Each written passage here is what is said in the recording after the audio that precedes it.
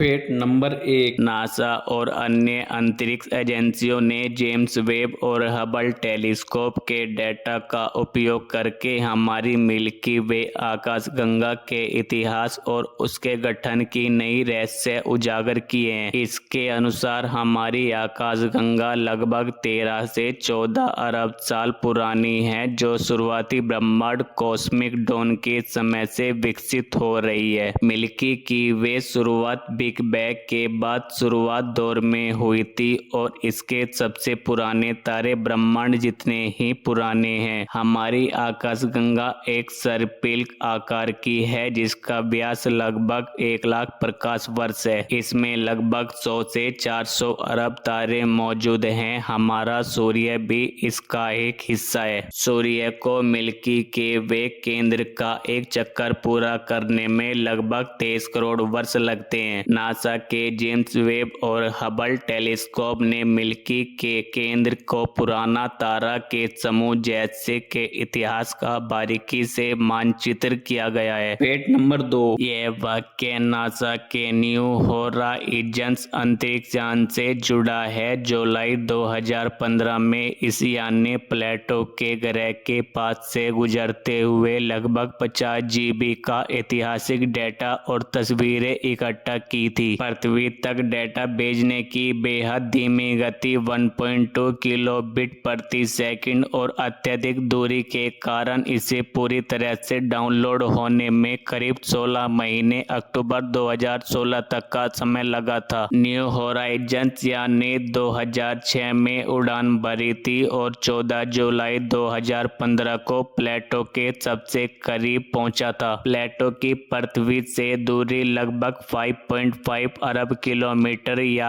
4.5 प्रकाश घंटे थी। यान का ट्रांसमीटर बेहद धीमी था जो केवल 1.2 kbps की गति से सिग्नल भेज पाता था। जुलाई 2015 से शुरू हुए डेटा ट्रांसफर अक्टूबर 2016 25 अक्टूबर 2016 को अत्यधिक तौर पे पूरा हुआ था। इन तस्वीरों में प्लेटो की सतह पर मशहूर दिल के आकार और विशाल बर्फीले पहाड़ों का खुलासा हुआ था। Fact number 3। 12 अगस्त 2026 को स्पेन में एक ऐतिहासिक और दुर्लभपूर्ण सूर्य ग्रहण देखा गया, जिसके दौरान शाम के वक्त मुख्य भूमि स्पेन के कई हिस्सों में दिनों में कुछ मिनटों के लिए पूरी तरह अंधेरा छा गया। यह एक सदी 100 साल से अधिक समय में मुख्य स्पेनिश प्रायद्वीप से दिखने वाला पहला सूर्य ग्रहण था। मुख्य रूप और स्पेन के बड़े भूभाग पर ऐसा पूर्ण सूर्य ग्रहण लगभग 100 साल बाद दिखाई दिया, जिसके यह खगोलीय प्रेमियों और पर्यटकों के लिए एक पीढ़ी में एक बार दिखने वाला ऐतिहासिक अवसर बन गया। स्पेन के उत्तर पश्चिम जैसे गलीशिया से लेकर पूर्व और कई ऐतिहासिक शहरों व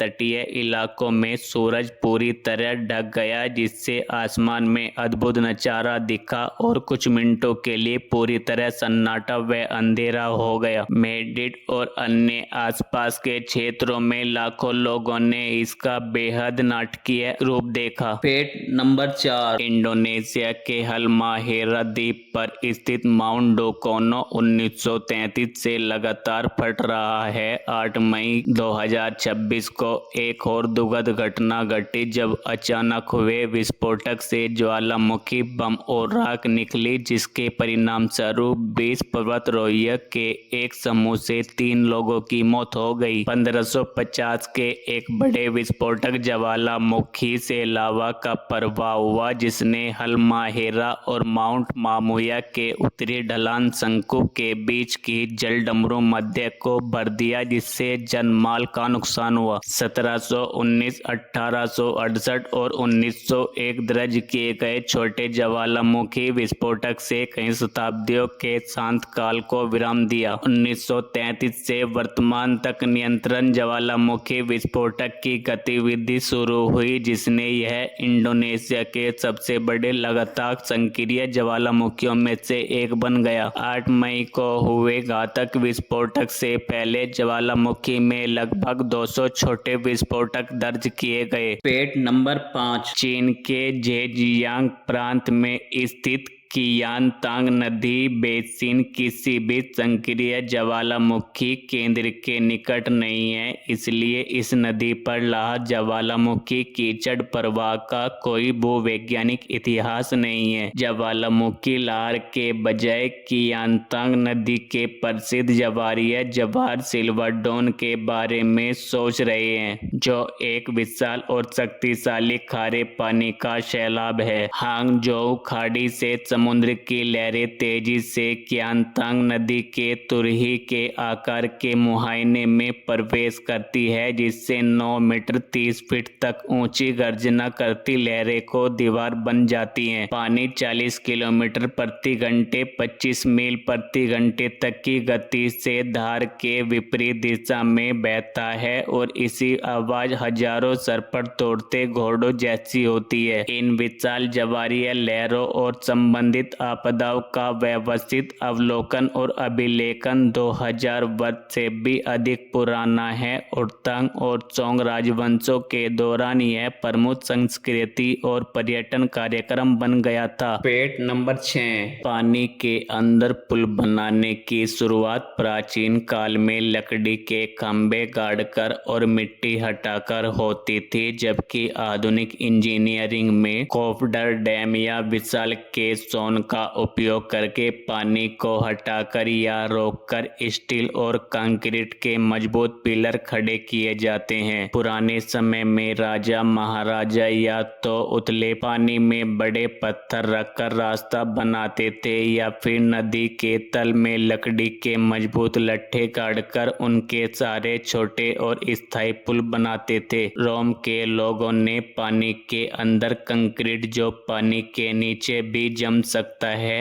और आर्च डिजाइन का आविष्कार करके पानी पर टिकने वाले पक्के पत्थर के पुल बनाए। लोहे और स्टील के आने के बाद पानी के अंदर भारी खंभे उतारने के लिए न्यूमेटिक केसोन तकनीक आई, जिससे गहरे पानी और समुद्र में भी बड़े पुल बनाना संभव हुआ। पानी की गहराई, बहाव की गति और नीचे की मिट्टी या चट्टान की मजबूती का पूरा हिसाब लगाया जाता था। पानी के बीच स्टील की बड़ी बड़ी चादरों से घेरकर एक सूखा दायरा फोककर डैम बनाया जाता है और पंपों से पानी बाहर निकाला जाता है। पानी के नीचे जमीन में ड्रिल करके मजबूत स्टील और कंक्रीट के पाइप या खंभे ठोस चट्टान से धंसाए जाते हैं। खंभों के ऊपर पाइल कैप और पिलर बनाए जाते हैं, जिन पर बाद में कंक्रीट या स्टील के बड़े गार्डर रखकर सड़क का हिस्सा तैयार किया जाता है। Fact number 7। नीदरलैंड ने मई 2016 के अंत में महज 48 घंटों के एक सप्ताह या वीकेंड के भीतर A12 राजमार्ग के नीचे 70 मीटर 230 फीट लंबी फैब्रिकेटेड सुरंग को स्थापित करके एक ऐतिहासिक इंजीनियरिंग का चमत्कार किया था। तकनीकी रूप से इसे 48 घंटे में स्थापित किया गया था, न कि शून्य से जमीन पर बनाया गया था। हजारों टन वजनी इस पूरी विशाल सुरंग का निर्माण महीनों पहले राजमार्ग के ठीक बगल में सुरक्षित स्थान पर पहले ही कर लिया गया था। यह काम डच निर्माण कंपनी नीदरलैंड की संघीय बुनियादी ढांचा एजेंसी के तहत A12 राजमार्ग को चौड़ा करने के प्रोजेक्ट के दौरान किया गया था। शुक्रवार रात से रविवार तक चलने वाले इस अभियान में भारी बारिश और अंधेरे के बावजूद बिना रुके काम किया गया। इस दौरान पुराने संकरे मार्ग को तोड़ा गया, बेस की खुदाई की गई, पटरियों की मदद से विशालकाय प्रीकास्ट सुरंग को खींचकर बिल्कुल सटीक जगह पर स्लाइड किया गया। मिट्टी भरकर उस पर आधुनिक सौर अवशोषित डामर बिछाकर और सड़क के निशान बनाकर सोमवार सुबह तक यातायात को पूरी तरह से फिर से चालू कर दिया गया ताकि कामगारों को कोई असुविधा न हो सके।